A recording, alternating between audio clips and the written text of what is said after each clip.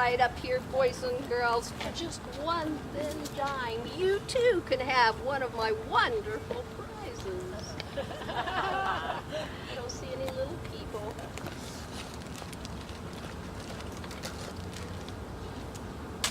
You win. I'm going to put this down. Oh, that's silly, man. Isn't he ridiculous? Good afternoon. My name is Ann Ball Pettibone Sweetser, and I'm at the grave of my second husband, Charles H. Sweetser, but I'm going to talk mainly about my first husband, Milo D. Pettibone. Now, Milo was a native of Connecticut, and he was a lawyer, prosecuting attorney, state representative, and a zealous abolitionist. Milo and I built a beautiful brick home at 94 North Sandusky Street, and there we raised 8 children. Now, Milo was elected in 1834 as the first president of the Delaware County Agricultural Society exhibition. Wow. You may know it as the Delaware County Fair. Now, I'd like to share some posters with you that happen to fall over. Over here, we have the board members and the board managers and the wives and their prizes. Here we have the men and the prizes they won. Now, oh my, oh goodness me. It does look like the wives of the board members and board managers did very well that year. Goodness gracious. Nevertheless, the Ohio State Gazette reported attendance far exceeded all expectations, and my heirs sold 7 acres in East Delaware so that we could build barns and fences. Now, as I told you, Milo was a lawyer. He was educated at William and Mary College and Yale University. Milo was described as being just ever so honest with exemplary habits. Now, Milo had to travel great distances. He had to travel all the way from Columbus, Ohio, from town to town to town to hold court to Maumee Village.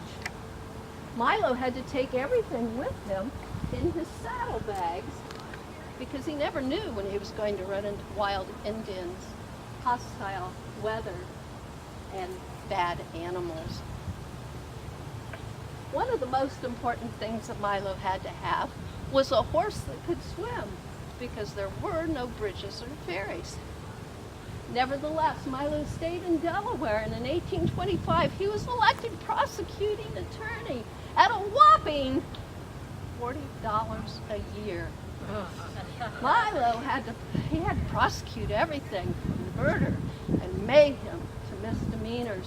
And there's a case on the books where Milo had to prosecute Heber Baker for not filling his liquor containers quite to 1 quart quantity. He was fined $1.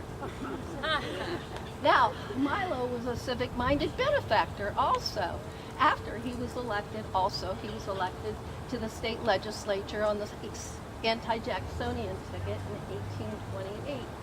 But he was a civic-minded benefactor, and he helped to create the Thespian building next to the courthouse. And he helped to establish the secondary education building, Delaware Academy. Milo also was a staunch member of the Protestant Episcopalian Missionary Society. Now, Milo had great land holdings in Delaware, which he had accrued from Judge Baldwin, and so he sold the land to the St. Mary's and the Lutheran churches to build their church.